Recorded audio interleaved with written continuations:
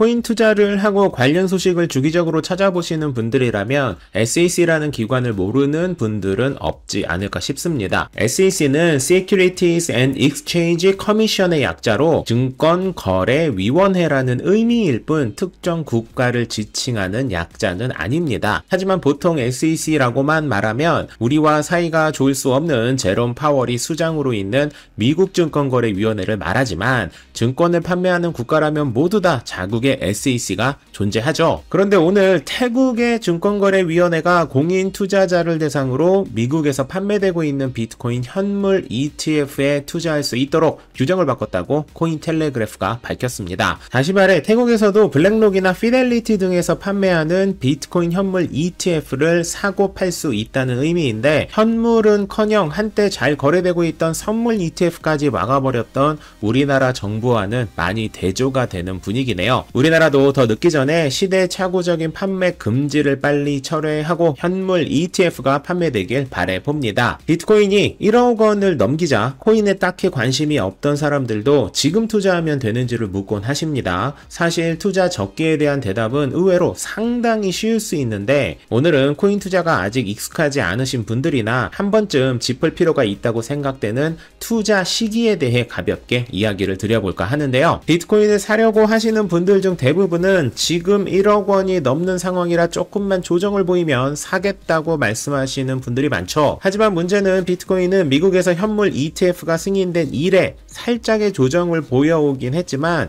지금까지 이때다 싶을 정도로 큰 하락이 발생된 적이 없습니다. 게다가 만약 10% 이상 큰 하락이 발생된다 해도 가격이 높다는 이유로 매수를 미루는 분들 대부분은 더 떨어질지도 모른다는 불안함에 여전히 매수를 하지 못하는 경우가 많을 것이고 오히려 지금보다 더 높은 가격에 포모를 이기지 못하고 더 비싼 가격에 사는 사례가 훨씬 많았었어요. 여러분이 지금 목돈이 있던 혹은 조금씩 여유금으로 매수를 하던 비트코인과 같이 이변이 없는 한 우상향 패턴이 확정된 코인은 주기적으로 조금씩 사모으는 가격 중심이 아닌 수량을 늘리는 전략으로 접근하시는 것이 좋습니다. 지금 비트코인을 모으겠다고 생각하시는 분들 대부분은 1억 2천만 원이 되면 혹은 1억 5천만 원이 되면 팔 생각으로 이 시장에 들어오시는 게 아니잖아요. 게다가 하루 이틀의 가격 추이에 민감하다 보면 정상 생활이 힘들 정도로 조금만 하락해도 크게 영향을 받게 되는데 그런 투자 방식은 득보다 실이 훨씬 더 많다라는 말씀을 꼭 드리고 싶습니다. 현물 ETF와 반감기 이슈까지 있는 비트코인은 세계 전쟁이라거나